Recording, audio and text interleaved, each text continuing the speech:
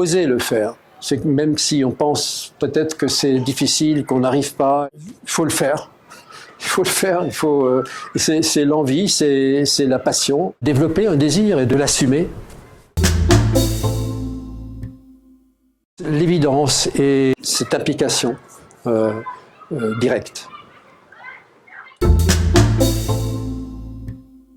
Le dessin, depuis maintenant peut-être une dizaine d'années, la pratique du dessin a pris un peu le dessus par rapport à la peinture. Et pour l'instant, le dessin, de par sa simplicité et aussi ce qu'il engage comme travail de physique, de l'application du corps, m'intéresse actuellement.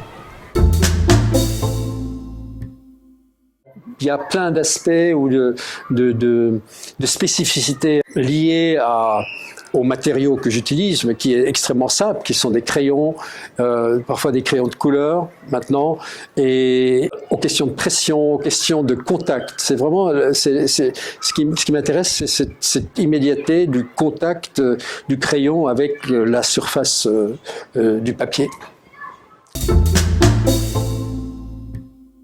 Ce qui m'intéressait dans le fait de venir, c'est la rencontre et de répondre à leurs questions et d'essayer d'expliquer un peu à des jeunes enfants ce que ça veut dire de peindre, de dessiner et d'avoir un travail artistique. J'ai longtemps été professeur dans les écoles d'art et c'est vrai que c'est une chose qui m'a toujours intéressé, c'est effectivement la transmission, la tentative de transmettre quelque chose. Avec les jeunes élèves de l'école élémentaire, j'ai moins l'habitude de leur parler, j'ai essayé de trouver un peu un terrain d'échange où on se comprenne, moi, eux et eux, moi.